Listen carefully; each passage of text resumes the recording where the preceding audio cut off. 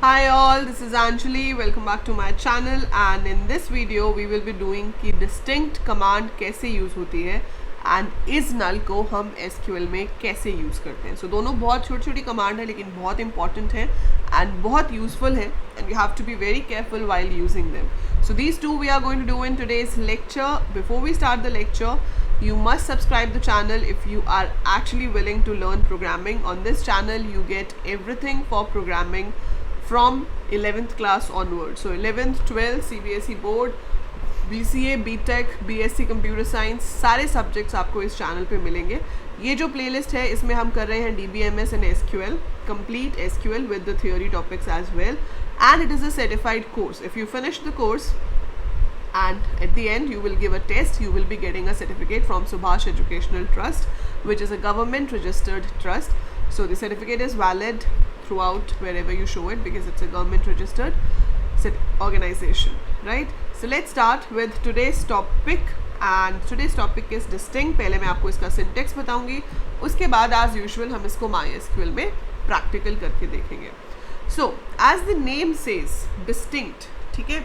Distinct का मतलब क्या होता है? डिफरेंट होना, है ना? ये कहते हैं ना ये चीज़ बड़ी डिस्टिंक्ट है, ये चीज़ बड़ी यूनिक है. सो उसका जो मतलब है वही मतलब यहाँ पे भी है. सो डिस्टिंक्ट मीन्स जो चीज़ यूनिक हो, डिफरेंट हो, दैट इज कॉल्ड डिस्टिंक्ट. अब यहाँ पे भी क्या होता है, जब आपके पास टेबल में डेटा होता है, जैसे हमने याद होगा आपको, हमने कंस्ट्रेंट्स किए थे. जब हमने टेबल बनाया था तो हमने किया था कि टेबल कंस्ट्रेंट्स क्या होते हैं. उस टाइम पे हमने एक यूनिक कंस्ट्रेंट यूज़ किया था. अगर हम उसे किसी कॉलम के आगे दे देते हैं तो उसमें डुप्लीकेट वैल्यू इंसर्ट ही नहीं हो सकती, है ना? तो वो तो ये चीज़ थी कि डुप्लीकेट वैल्यू अलाउड ही नहीं है, कॉलम में डुप्लीकेट वैल्यू आ ही नहीं सकती. बट अब कोई ऐसा कॉलम है जिस पे मैंने यूनिक कंस्ट्रेंट नहीं दिया हुआ, उसमें डुप्लीकेट वैल्यूज़ हैं, बट आई वांट कि वो वैल्यूज़ जब मैं शो करूँ तो वो उन वैल्यूज़ को बार बार ना दिखाए. जो रिपीटेड वैल्यूज़ हैं उनको सिर्फ एक बार दिखाए. जैसे कि स्टूडेंट टेबल है आपके पास, सो डिफरेंट स्टूडेंट्स का डेटा होगा. पहला स्टूडेंट क्लास 10th में है, दूसरा 12th में है, तीसरा स्टूडेंट फिर से 12th में है, चौथा फिर 10th में है, फिर 11th में है, फिर 10th में है. So classes are repeated in this. जबकि सबका एडमिशन नंबर अलग है, नाम अलग होगा, लेकिन क्लास तो रिपीट हो रही है.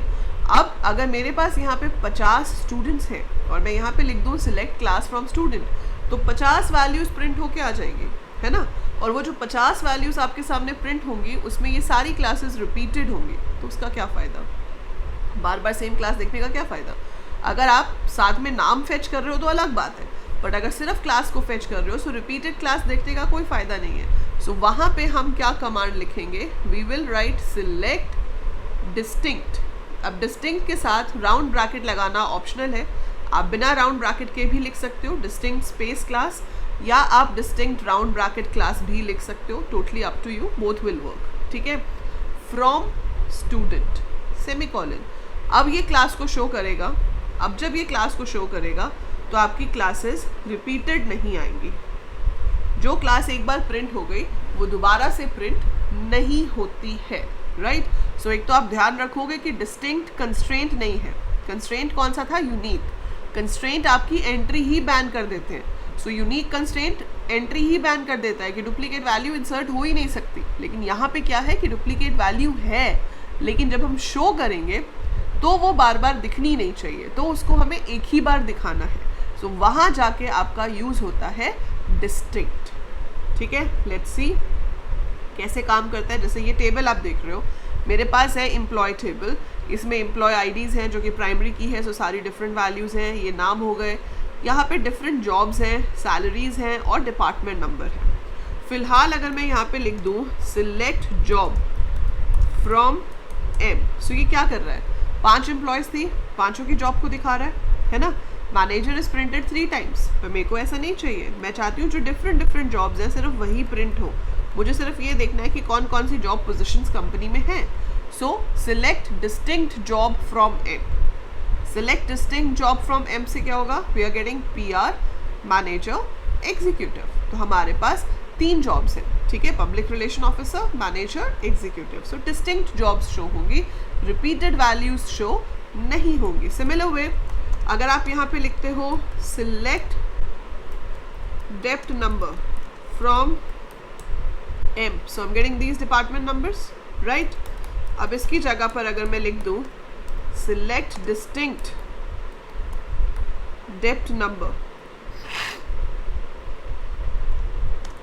from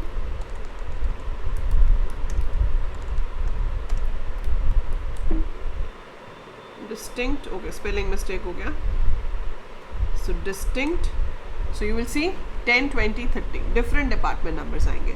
So ये purpose होता है distinct का. Clear है?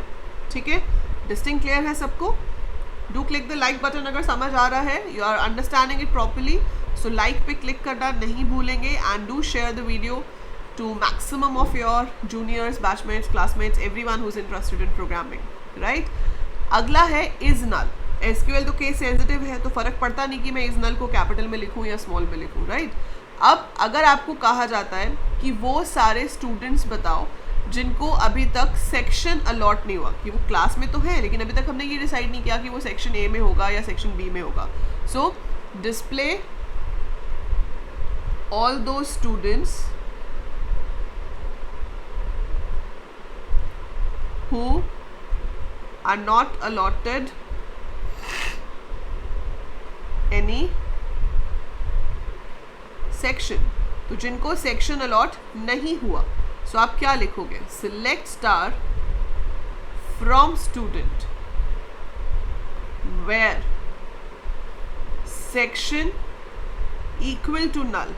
इसमें एरर नहीं आता, इसको रन करने पे एरर नहीं आता, लेकिन आंसर भी नहीं आता, वो मैच भी नहीं करेगा नल के साथ. सो इक्वल टू का साइन हमें नहीं लगाना है. नल एक स्पेशल वैल्यू होती है. Null means nothing, no value at all. So null को आप जब कंपेयर करते हो तो वो इक्वल टू से कंपेयर नहीं होता, आपको वहाँ पे इज लगाना पड़ता है. So select star from student where section is null. ठीक है, अगर वो नल है तो मैच होगा, उसे शो कर देगा. अगर नल नहीं है तो मैच नहीं होगा. अगर उल्टा चेक करना हो कि नल नहीं है तो दिखाओ, तो आप क्या कर सकते हो? Is not null. So we can use is not null to check if the value is not null. पर इज की हेल्प से चेक होगा. ठीक है, अब जैसे यहाँ पे हमारे पास टेबल है, अब इसमें तो कोई नल वैल्यू है नहीं हमारे पास. अब मान लो कि मैं इसमें एक रिकॉर्ड इंसर्ट करा देती हूँ. मैंने कराया insert into M values. I have some of the records. तो मैंने इसको ले लिया 106, नाम ले लिया कुछ भी जॉन, और इसका हम कह देते हैं कि अभी हमें पता ही नहीं कि इसकी जॉब क्या है. अभी हम ये सिफारिशी है, ठीक है, तो हमें ये पता है कि इसको जॉब देनी है. तो हमने इसको एम्प्लॉय आईडी और नाम को तो ऐड करा दिया, लेकिन उसकी पोजीशन क्या होगी, सैलरी क्या होगी, डिपार्टमेंट कौन सा होगा, वो भी डिसाइडेड नहीं है. So insert into M. So जब ऐसा होता है तो आप क्या करते हो? You have to give the name of the columns. So emp I D और ई नेम हम दे रहे हैं. सो हम यहाँ लिखेंगे amp I D and E name. So I am inserting this. ठीक है, अब अगर मैं यहाँ से डेटा देखती हूँ पूरा का पूरा, so if I have to fetch the data, select star from M. So you can see कि जॉब, सैलरी और डिपार्टमेंट नंबर में नल आ गया, क्योंकि हमने 2 की वैल्यू इंसर्ट करी थी और बाकी की नहीं करी थी. तो बाकी में ऑटोमेटिकली नल आ जाता है अगर उस पर नॉट नल कंस्ट्रेंट गिवन नहीं है और वो प्राइमरी की नहीं है. ठीक है, so we get null here. Now if you have to see, वो वाले एम्प्लॉयज़ बताओ जिनको अभी तक जॉब नहीं असाइन की गई है.